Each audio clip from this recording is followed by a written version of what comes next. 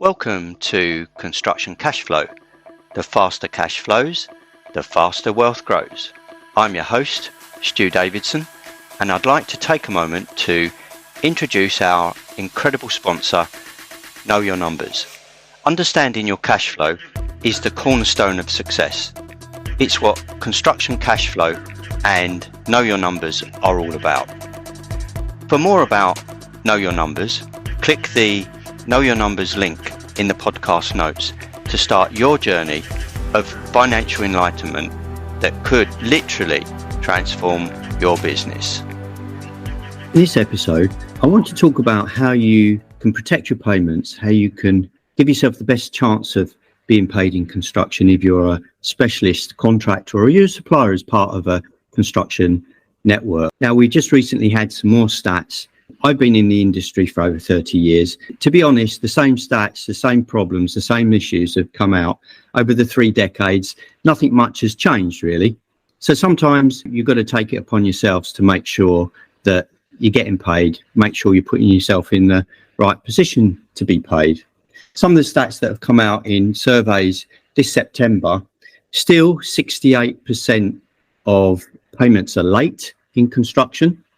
And it's costing the industry a staggering £11.4 billion.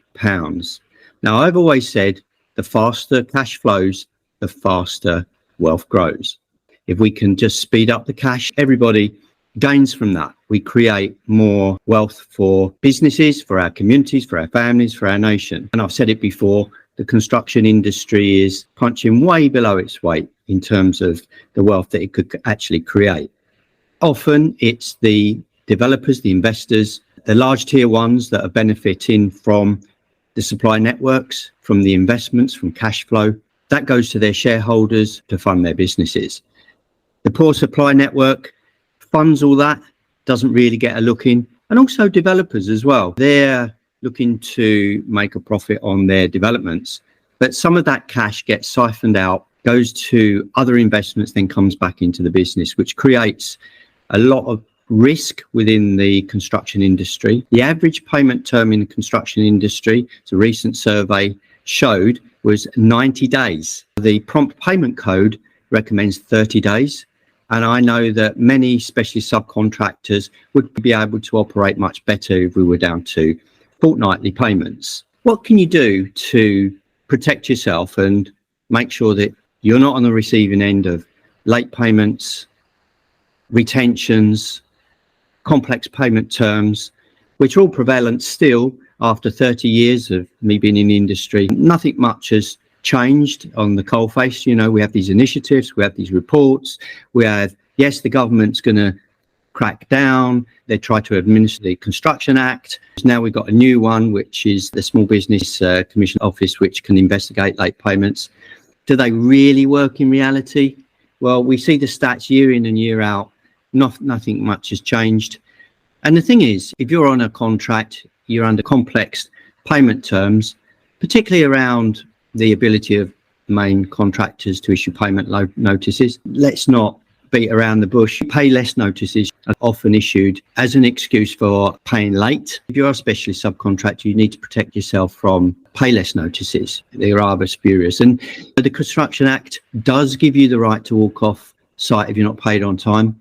But generally, the contract terms are against you, that you can't necessarily walk off site without being in breach of contract or without going to adjudication.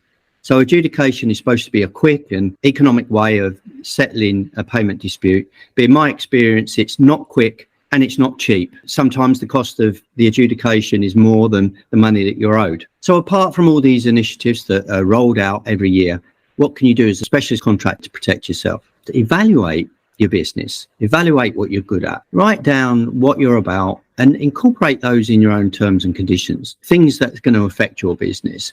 34% of specialist subcontractors reported late payments were really affecting their cash flow. 17%, according to stats, and I think it might be more than this actually, have gone out of business because of late payments, and that's just in the last year. What can you do? First and foremost, as we've said quite often on the podcast, make sure you've got your own T's and C's, that they align with your values. And then make sure that you're assessing, doing your due diligence on the main contractor or the tier one that you're working for. What are their values? Do they align with your values? Speak to other specialists to see if they get paid on time.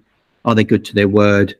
Check out their credit rating. Sometimes longer payments means they might be in trouble. And as we've seen in the last few years, they're never too big to fail. So always check them out. Always have your own terms and conditions. I know there's pressure to sign up to their contract terms, to sign up to a JCT subcontract or an NEC subcontract, etc., with their terms and conditions on. But if they're not aligning with your T's and C's, your red lines, your red flags, don't take on the project. If they're not aligning or prepared to incorporate your terms, then you can sit at home and go bust rather than work hard and go bust. So just be sure that you're doing your due diligence on your client, checking out other contractors to see if they get paid, checking that you understand the payment terms and the other terms, check that you understand what you're signed up to do and what those terms are. Integrate your own terms and conditions around your business so you'll know what cash flow you need. You'll know what risk that you're prepared to take. You'll know your values in terms of running your business. And also with retentions, I don't believe there's any reason for contractors, if they've got a proper quality assurance, quality management system in place, they're managing the project properly, why do they need to hold retention for 2 years? If you're at the butt end of retention clauses that say we're holding retention for 2 years, it just means that money's gone. By the time they pay you that retention, inflation's taken place, so the retention pot is worth less. How many of you actually reclaim all your retention after 2 years? How many of you are still in business after 2 years, giving 2 years retention? So I don't think there's any necessity for 2 years. And these are things that you can negotiate. Don't give a main contractor anything to hang their hat on in terms of holding you in breach or delaying the contract. Some of the key issues are around quality, around progress on site, whether it made your application in the correct manner. You want to make your T's and C's simple in terms of how you want to get paid. This is how we want to get paid. This is how often we want to get paid. But make sure that you've got a workflow that's agreed with your client, where your application is made, what is the format of your application, what date it needs to be applied on. So make sure you're getting your applications into the right person, into the right email box, into the right address, in the right format, with the right supporting information. And I see so many applications that are in late, haven't got sufficient information, so you're making it difficult for your client to assess what you're actually applying for. It's straightforward when you've got just your contracted payments, but where there's a lot of variations, make it easy for the QS on the project to assess your claim. And so always put supporting information. So that brings me on to another thing, is make sure that you're keeping really good records. And there's a certain particular way that you need to keep site records. And if you do this, you're going to have the upper hand. If you receive a pay less notice or you receive the red pen through certain items, you're going to reduce the chance of that happening to you. If you keep good records and you provide the right, correct information with those records, it helps the main contractor's QS. He knows that he's not going to have to work too hard. He learns to trust you. He learns to trust your figures. It makes his job easier. You're going to be held in a much better light. I know we talked about it before on the podcast about PVA tracker and making sure that you're keeping the right records in the right way, in a legal way, on site every day. So PVA tracker allows your foreman on site to keep those records. It makes it very, very simple to use. It's a simple app. If you do that, it could mean whether you get paid or not, whether you're held in breach of contract or not. And later on, if there's any disputes about delays, and that's one of the other and the big reason why contractors withhold money. And it's difficult for them as well to work out on a weekly, monthly basis what the root cause of delays are. And quite often the wrong person gets blamed for the delays. So one of the specialist contractors may get blamed for a delay, which is actually a coordination issue that should sit with a main contractor, or it may sit with another subcontractor or a specialist contractor, and you get drawn into it. And then you're into not doing what you do well, which is producing a good quality product for your client. You're into dispute handling, and that takes up, if you're a managing director of your business, that's going to take up most of your time. So you don't want to get into those situation. So protect yourself by keeping the correct records. Make sure your application's in on time, and make sure your T's and C's are accepted. Now, the next thing I'm going to mention is also make sure the quality of your work is spot on. Have a project-specific quality management system that you're going to make sure that your work is signed off by their site foreman on a daily, weekly basis. Even a daily basis. Take daily photographs of your work, because work can get ruined after you've done it. Work can get taken down after you've done it, can get damaged after you've done it. So make sure you keep this daily log of photographs and notes each day. And there's apps that can make that really easy for you. Apps that you can upload that information to, press a button, and it comes out as a lovely, beautiful report that you can quite easily send on to your main contractor. So keeping records is absolute must to make sure that you're not getting blamed for anything. And you can counter the arguments of the main contractor if he's looking to give you pay less notices that you don't agree with, that he's trying to reduce your payments, or there's just a late payment. Make sure you do your due diligence on your tier one. Make sure you find out ear to the ground from other suppliers. Are they getting paid on time? What's their latest situation? Run a credit check, and have they got the money in there for paying the supply network on that particular project? And I know I've talked about this before. It's the white elephant in the room that's not been talked about, but money is siphoned out of construction projects to pay for other investments. They're then liquidated, then brought back into the project. The money's not there to pay you some of the time. So you want protection against that. You either want to put in your T's and C's, you want a third-party warranty, you want an equitable stake, and some sort of insurance that if that money that's at risk doesn't come back to the project. And if you're listening in as a developer, you'll probably be absolutely shocked and aghast that this goes on, but it's how many of the tier ones have made their money. So they're not interested so much in profit. They can come back with a break even on their profit, but as long as they're generating cash. And generating cash is the name of the game in construction. We hear about low profit margins all the time. The cash flow is the main thing, and cash is the thing that the tier ones want. Cash is the thing that developers want. The people that really suffer are the supply network that don't actually benefit from so much with the smaller amounts that they're dealing with. They don't benefit so much from generating cash, but they need to make a profit. You need to make a profit. So make sure that you've either got an equitable stake in those investments, you've got a party warranty that if the contractor goes bust before the money comes back in, you've got to tie into where that, you've got a tracker as to where that money has gone. Now, there's lots of talk on project bank accounts, for example. Now, project bank accounts would be great because you'd see the money was there. With software tracking devices like Enfund, for example, with Nishant Singh, who I've interviewed on this podcast, would actually track the cash in the project with or without a project bank account. So that's something worth checking out. On the subject of project bank accounts, tier ones are probably not going to, or larger contracts are probably not going to be over enamored by that, because obviously they need that cash to invest in other places, so they can generate cash. That does make them a stronger business. It does mean that they've got a cash reserve, which means they're less likely to go out of business. And I know some of the tier ones that have been operating this system have been praised because they're some of the ones that cash rich, less likely to go out of business, and others are going out of business. But the way that they generated that is to use the supply chain and the developer as free cash, if you like. They don't want to see the cash tied up in the project bank account. They want to be using that cash to make investments. That's all well and good if everybody shares in that investment. It's time for a debate about that. And I would say that tier ones are actually missing the trick there. If they included their supply networks in that investment portfolio and their developer, so everybody's got a share and a stake. We've all got a shared mission, so we're all in it together. Then I think more cash would be generated.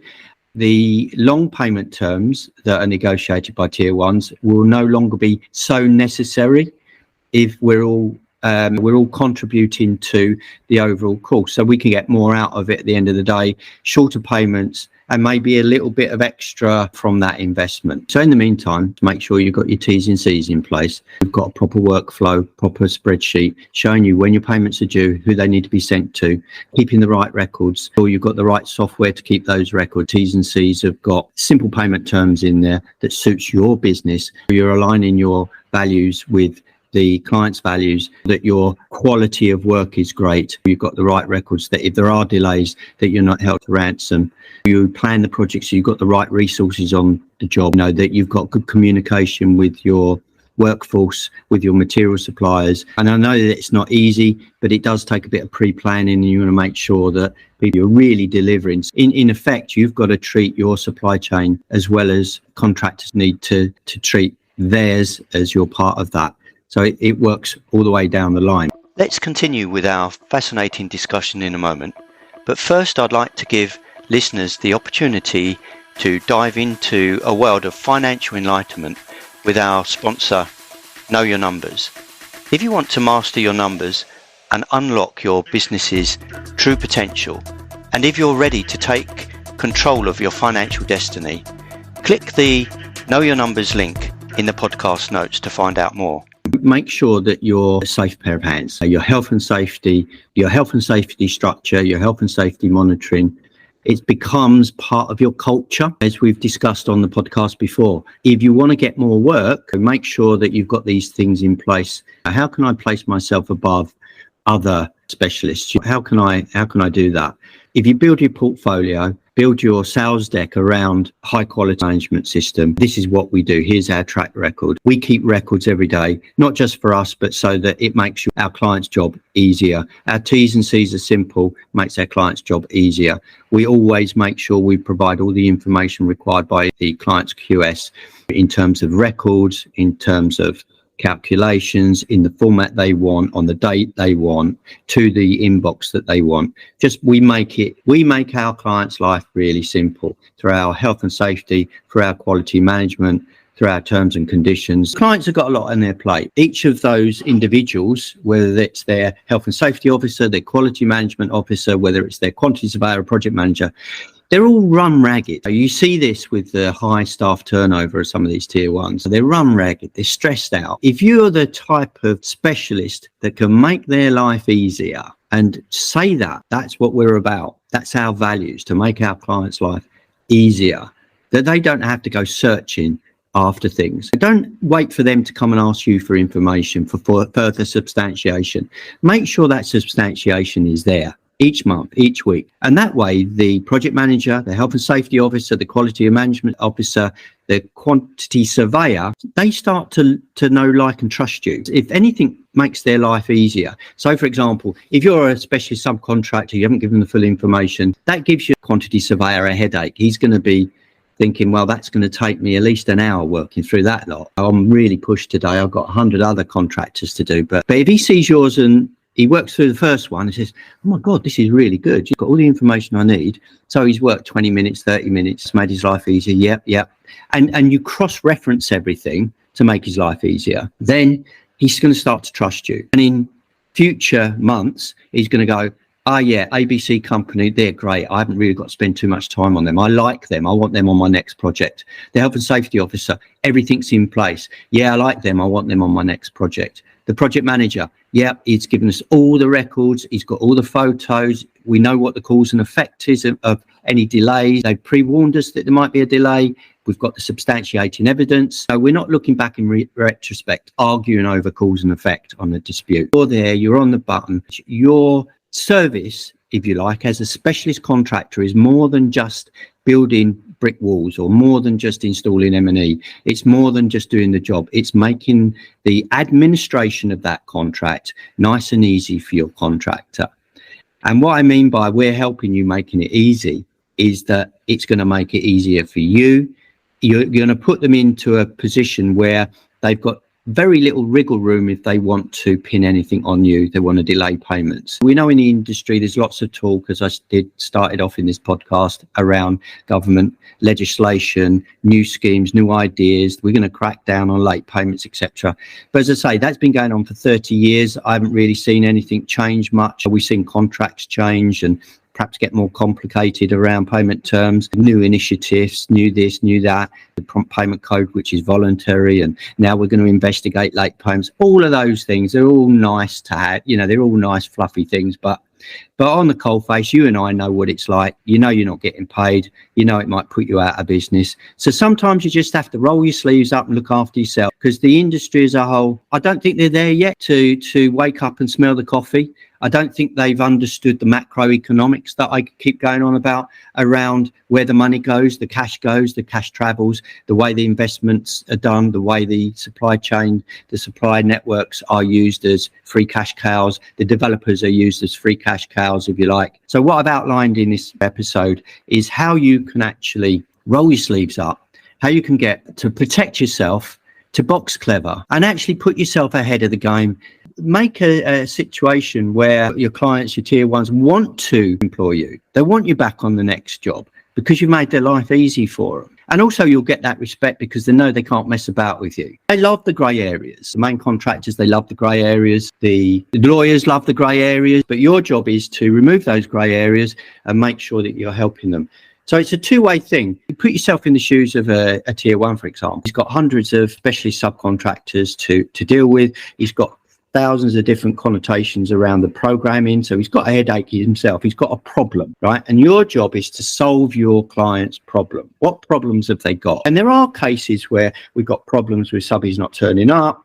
We've got problems because they're not keeping records. We've got problems because they're not providing us the right substantiation. We've got problems because they've not got the right safety records and not done their toolbox talk. We haven't got this piece of information from them. And they've got problems. If you're solving their problems, believe you me, you can charge more. You can use all of that for your marketing and advertising for your business. You can put yourself ahead of the game, ahead of your competitors, and really get a good reputation for yourself. And at the same time, making sure that you get paid on time, on your terms, paid your price, and don't get involved in a race to the bottom. A race to the bottom are those that are not doing the things that I've mentioned in this podcast. It's an illusion race to the bottom. You can prove that you're keeping all the records correctly, you're doing things correctly, you're making life easy for your main contractor. They're going to want to employ you. They're going to say, do you know what? I would rather pay a bit more for peace of mind. I'm going home stressed at night. For these guys, if I had everyone the same as these guys on my job, I'd be prepared to pay more. And it's like that. Make it easy for people you're working with.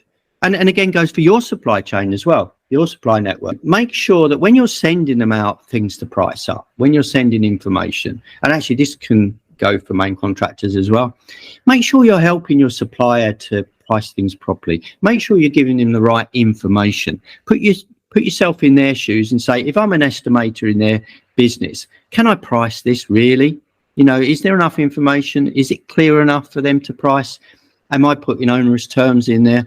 Is there things in there that I'm not telling them that might change later? Is there design risk in there that I'm not telling them about or I haven't made really clear? Do I want them to carry design risk or don't I want them to carry design risk? What things am I doing? What things do I want from them? It works two ways. You can't just take and expect to get paid more. You've got to give something back in this day and age. And we hear the arguments around the moaning and groaning that goes on about we're being paid late and the average is 90 days and it's costing the industry £11.5 billion a year. It's 68% of us are not getting paid on time. But there is something you can do about it. And as I've outlined here, take those steps. You'll be the ones that are at top of the pile. You're the ones that will be getting paid. Be part of that 32% that are getting paid on time. You want to be part of the 32%, but you want to be even more. You want to be the top 1 or 2% that's not only getting paid on time, but they're getting paid. You're getting paid what you want.